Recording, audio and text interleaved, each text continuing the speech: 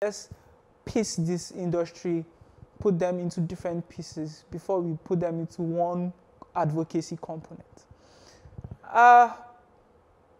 So if you have gas, we have gas under our ground, and even Lagos has now joined the field of gas producers. And we are having to pay for our own product in dollars. I don't know. Explain what effect this is having on the Yes, industry. I think we took them up on this matter at one point in time. We understand that petroleum is an international product, which is not, the prices are not fixed within. So therefore, we may not be able to say, why do they also have petroleum price in dollar? Gas, as it were, yes. That was the question we put to them, that why selling in dollar? Why not in our naira? Able to the extent that we claim we want to boost our naira against the dollar, and we are still selling the product that we produce within in dollar. And the answer is just the same alibi, that it's also an international product. But I told them that the prices are not determined by any international body, as it were, unlike petroleum, which the prices, both the supplies and demand, are being determined by OPEC. So where does this come from? And how would they be able to leverage? Yes, as much as we want to sympathize with the disco people, it's because the way they are treating the consumer, that's why they don't get the sympathy. Their case is just like that of a police that complains about their welfare's moribund kind of structures all the time, and they want to alibi it to be the reason why they are what they are. And they want the populace to sympathize with them and to understand why they behave. The same reason why the so-called discos cannot get my sympathy in trying to force the government to do that which ought to be done legally, which is selling the gas at the rate of naira. Because the price of gas are not being determined by international body, unlike the petroleum, like I said. So I think it is something that they ought to fight within themselves.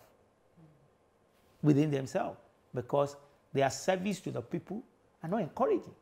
Their attitude to the people are not encouraging. And once you lose the support of the people, you fight alone. That's the way I look at it. Yes, to me, it is not legal. Yes, to me, it is not supposed to be. But who will bear the cat for them? Because who are the owners of the discos? The same policymakers. I can name them for the purpose of it in this interview. Who are the owners of the discos? The Abu Salam of this world, the Tinubus of this world, the Adeolas of this world, who are the same policymakers for all that this thing. Or is Adeola not within the oil and gas as well? Yes. Oh, is Dangote not within the oil and gas as well? These are the people that bought these discos. Bought, quote and unquote.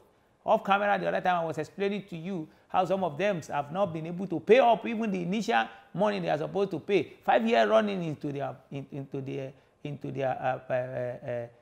privatization license that they give to them. So who is to fight for them? So why are they crying foul, and why do they have to pour the burden on us via the estimated bill? So to me, I believe it may be wrong, but it is still them all the same. So don't you feel there should be, since you've identified it as wrong, shouldn't there be an advocacy channel here?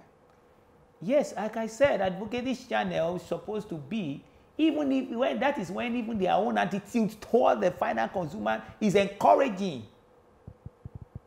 They lead us with a rod as if we are going to Golgotha.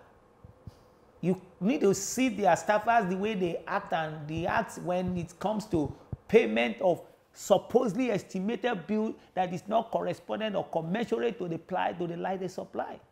They themselves have failed to do the needful relating to the privatization and memorandum of understanding they signed by virtues of the 18-month gestation period given to them to supply every consumer with prepaid meters. And yet they are enjoying sending estimated billing to every houses without even knowing the correspondent methodology that they use to arrive at that. And the same customer that want to go and fight for you, that they should sell gas to you in dollars or in naira, your headache. They have all other conjures, indices, they make us to believe that we can't. I mean, it's to tell you that the Nigerians will just live by the jugular. In the sense that they are still even contemplating increasing the price of tariff by going about doing that which was stipulated in Section 76 of Section 2, Paragraph B of the 2005 Electricity Reform Act, or Power Reform Act, as it were. What are you talking about? You have not even fulfilled the other side of the one that you gave us to us in 2016, February 3rd.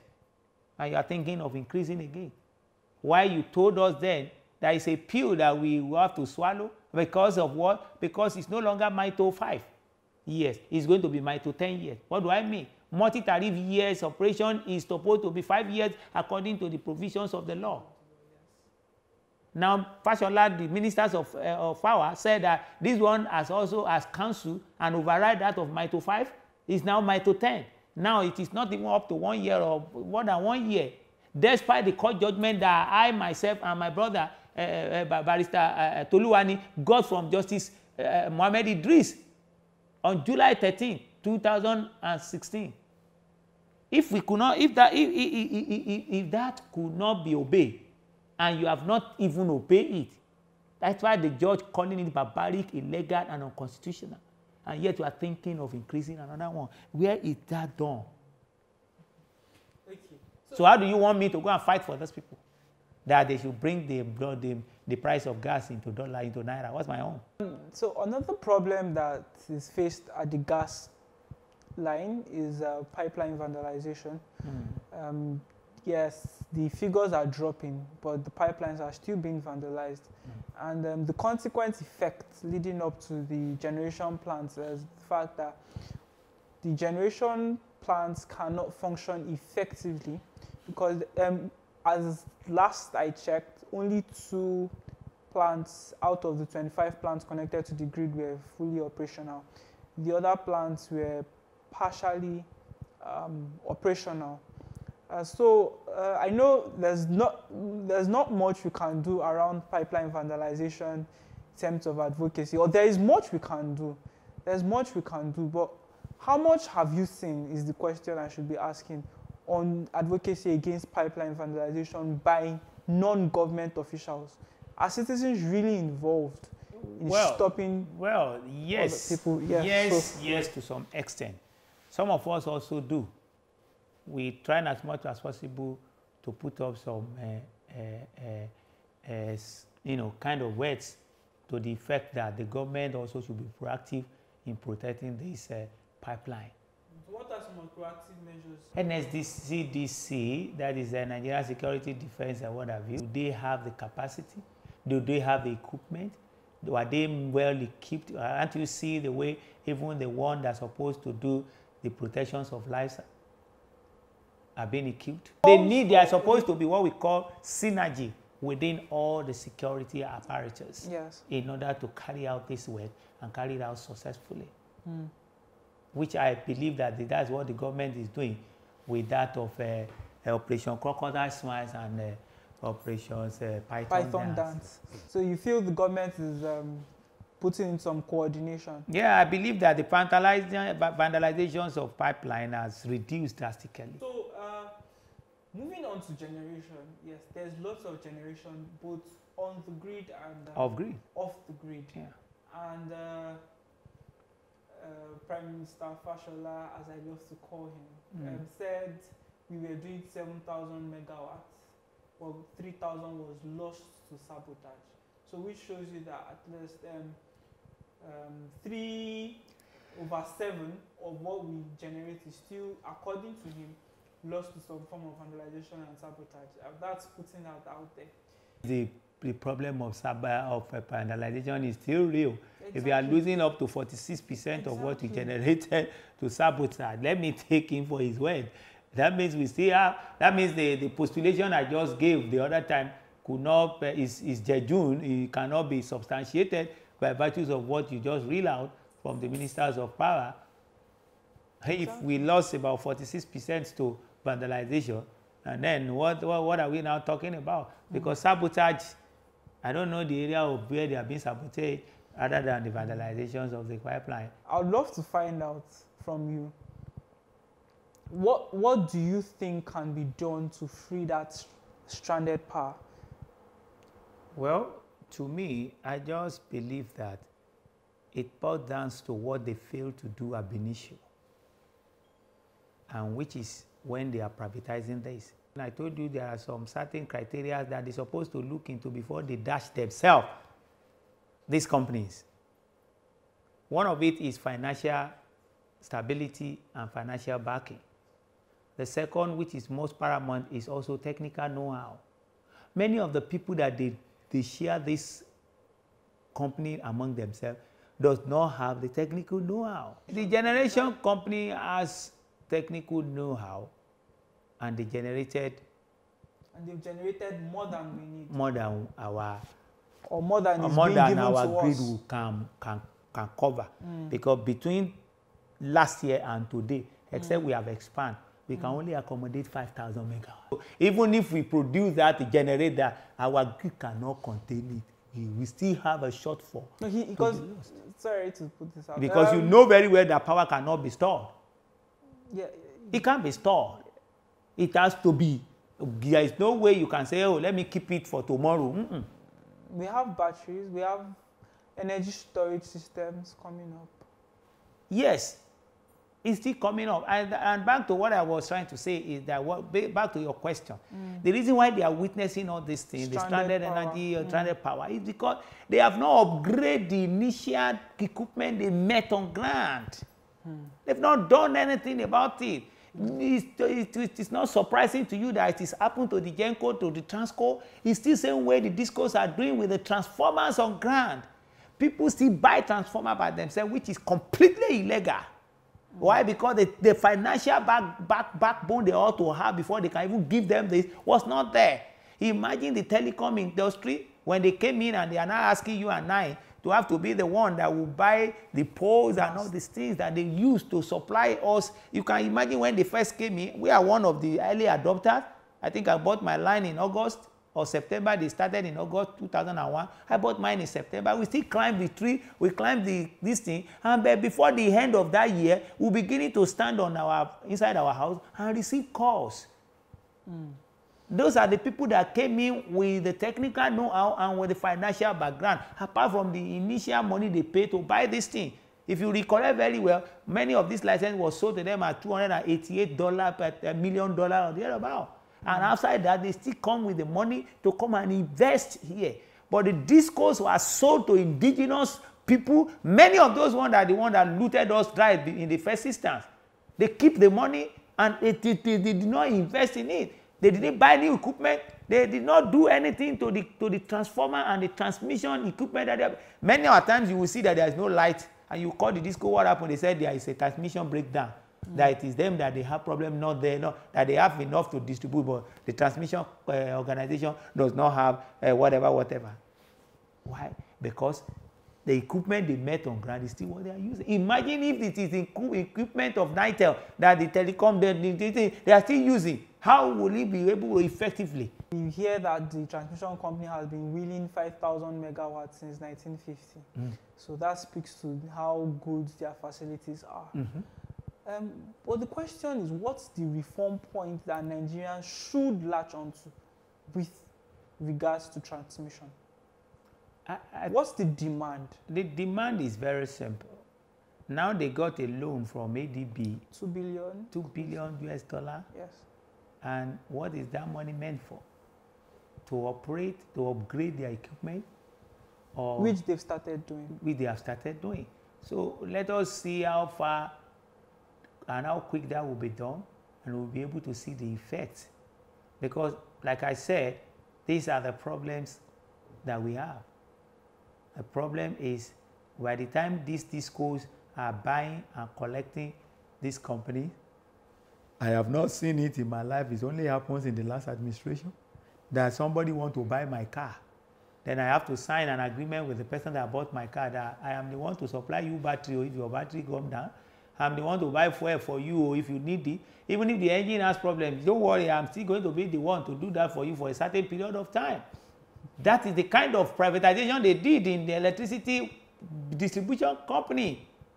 The government signed a memorandum of understanding that you are going to be giving $500 million to each and every discos to run a company you claim they are buying from you. And that was why I put it to them at the Senate committee that if they claim that they pay money to buy this company, how come in your memorandum of understanding you still agree that you are going to be giving money back to you? What kind of arrangement is that? Is that to portray my point that none of you pay to buy this company except the initial payment of 30%, which the law stipulated that you should pay, which you have paid since 2007 anyway, since you showed initial interest in it. Because that was what the law says in Electricity Reform Act. These are the problems we have on ground. These are the reasons why this cannot move forward. But the loans that you refer to, are they not legacy debts? Which of the loan? So the disco zone, or on the disco side, you have a legacy debt of 100 billion from MDAs, which is one we can feel and touch and identify with. Don't forget that last year, because in the course of our advocacy and fighting them against the increase in tariff, the CBN give them an intervention fund close to about 400 billion naira. All the discos. That was the question we asked them, that what did they do with it? Because in the debate I had with the executive directors, associations of discos distribution company, Mr. Sunday Odunton, at the TVC, I told him, and I'm beginning to read it out with figures, that these are the agreements you sign in the Memorandum of Understanding. And these are what your company said is going to invest from $3 million to $4 million within this period and period. None of it has been done as at the time we are debating. And yet, inside the Memorandum of Understanding, the government promised them money. And you know, they are in performance and their underperforming attitude now is inks on that. When you ask them, why is it that you did not fulfill that which was written down in your Memorandum of Understanding about the 18-month gestation period of giving prepaid meter to everybody? They said, has the government fulfilled their own side? The government still owns debts to some of these companies. For example, the government owns debts to the generation companies. Yes. For Egbe is at 125 billion. You understand? So the question actually would be, how do we plug in Nigerians to get this sector working? For example, on the transmission side, can't we decentralize this grid and get people running a buy and sell demand for power? We have the bulk trader, and the bulk trader are supposed to be the wholesalers of electricity. Should we have a bulk trader in the electricity power sector? That thing you just said has provisions in the law. Under Nigerian Electricity Regulatory Commission, it's only said that those people that want to be a bulk trader has to register and on and on and on. I think the area you are not even looking at, that I think is supposed to be a kind of a succor to whatever problem we are having, is renewable energy. I have fought and talked about it. And I said that, how can you be talking about this policy with your mouth and not practicing it? When Ministry of Power is budgeting a kind of about 100 million naira to buy diesels and to service generator. And yet you cannot be the one that will showcase how renewable energy will work. Aso Rock is budgeting about 400 million naira for diesels and to service generator. And yet renewable energies are there, which you are supposed to showcase to the people. And now it is the people that are now thriving and trying to bring about renewable energy. When in Kenya, almost every household has what we call renewable energy as a source of power supply. So, just to round up, what are the policy demands from your end as a consumer protection agency? Well, as the very first thing is a review. As the discourse years of privatization, first 5 years round up in a few months away, precisely by October ending, it will be 4 years, and they have to round up next year, October, or precisely November 3rd. As they round up, there's a provisions in the law that says that their performances must be evaluated. And where they perform below the line, even their performances, as it were, according to that provisions of the law, supposed to be on a monthly, on a yearly basis. And they are supposed to be sanctioned. I have not seen many of them being sanctioned. In the area of estimated bill, where the methodology is only known to their crooks, we don't see them being sanctioned. But we see consumers crying and shouting every now and then. One of the areas of policy point is that when their reviews is coming up, we must be able to review them based on performance. We must be able to review them based on research of the consumer's feedback from each and every discourse. We must be able to review them based on their financial capacity and capability this time around. Because all the noise I hear is that nobody wants to borrow them money. The banks are not ready to borrow them money. The banks cannot borrow you money because they knew very well, because the bankers also are human beings who are experiencing the vague estimated bill you brought to each and every house. And nobody will be glad enough to pay a bill that you did not owe.